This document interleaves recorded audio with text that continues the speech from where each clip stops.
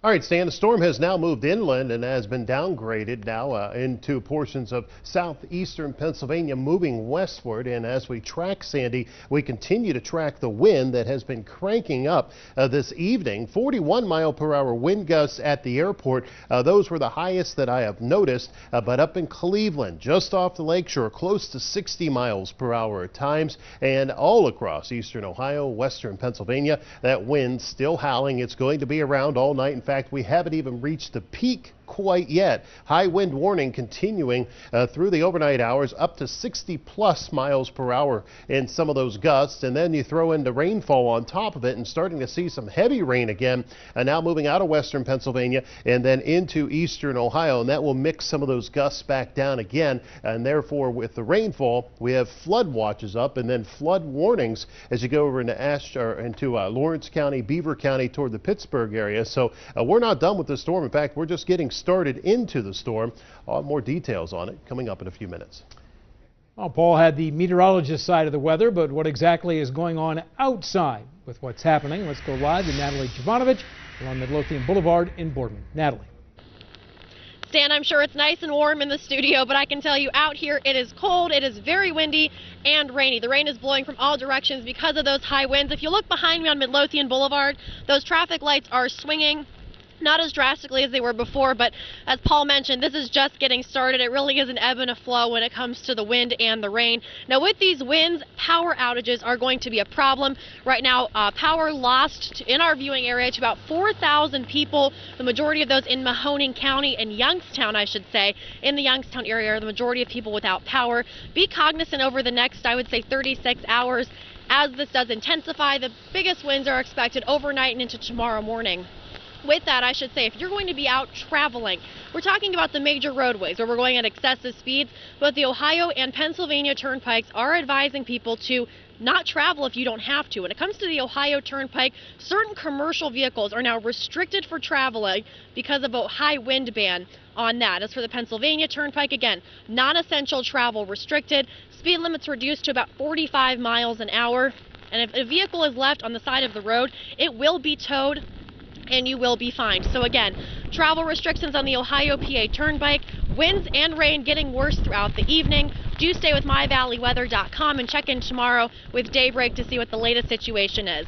For now, reporting live on the south side of Youngstown, I'm Natalie Jovanovich, 33 News. All right, Natalie, thanks a lot. Sandy. Well, winter storm watch is going into effect tomorrow night. Continuing into Monday, we have a lot to talk about in this forecast, so let's get right to it. Today's stats: 51, the high temperature, low of 39, 62 and 40 where we should be. We were well below normal, and we are going to stay that way for much of the 7-day forecast period. 85 and 25 the record. Sunrise tomorrow will be at 6:32.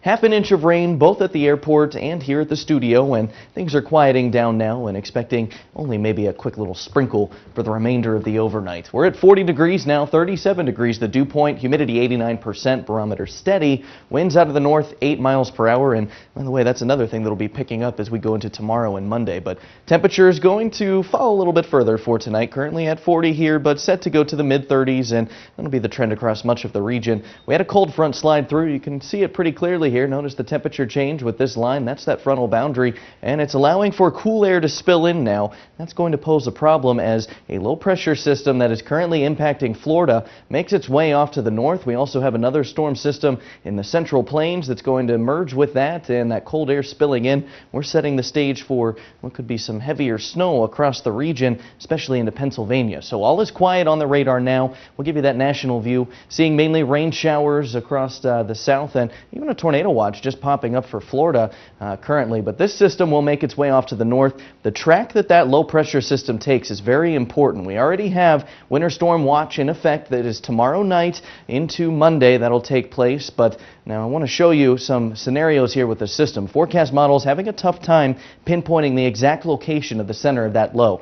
If it takes this track that some of the models are indicating, moving through central PA, a heavy swath of snow will set up. It'll be right on the fringe of our viewing area. So eastern Mercer County, you'll be right on that fringe of some heavier snowfall. However, some models are indicating a more eastward or westward shift. That would give that heavier swath of snow, putting it over the entire view viewing area. That is one scenario there. Another model, though, does want to push it off to the east. That puts that heavier swath of snow into around central Pennsylvania. So we have to watch the track of this closely. We'll continue to track this and bring you the latest on it tomorrow as well. Current indications, though, looks like Monday night would be when we could see our heaviest snow accumulation associated with this, or at least nearby the region. Forecast map handles it this way. It brings the moisture into the region late Sunday into the overnight, expecting a rain-snow mix changing over to snow. Could see some accumulation. The heaviest accumulation will be in the eastern parts of the area, especially eastern Mercer County, and that will stay true with the entire system. Monday, if it does make that more westward track with this system, then we could see a period of mainly snow into Monday afternoon, but this system will pull out of here by Tuesday, and we'll just have some rain and snow showers left over. 35 tonight, a sprinkle of rain possible, becoming partly cloudy. For your Earth Day, 47 degrees, mostly cloudy, quiet during the day, then we start to get active Sunday night. 33, rain and snow developing, becoming all snow. Looking for a trace of accumulation possible, mainly in the western parts of the viewing area. Eastern parts, such as eastern Mercer County, could see 3 or more inches of snow, depending on the exact track of this low pressure system. Winds are also going to pick up. That'll hold true for Monday. 40 with morning snow showers. Afternoon rain, could see snow mixing in, and if that system were to make that more westward track, could see a period of all snow Monday afternoon. And then for Tuesday, that's when it starts to pull away. Just a chance for some rain and snow. Wednesday, another low pressure system bringing scattered rain showers. A little bit warmer though, but then Thursday, Friday, and Saturday, high pressure builds in, keeps us dry. The bad news, temperatures staying well below average, only in the 50s for highs for the end of the week. This winter storm means dangerous road conditions in both Ohio and Pennsylvania. The PA Turnpike is now operating under a weather emergency. That means speed limits are now reduced to 45 miles per hour. Kirsty Zontini is out in the elements in Canfield. Kirsty, what are you seeing out there?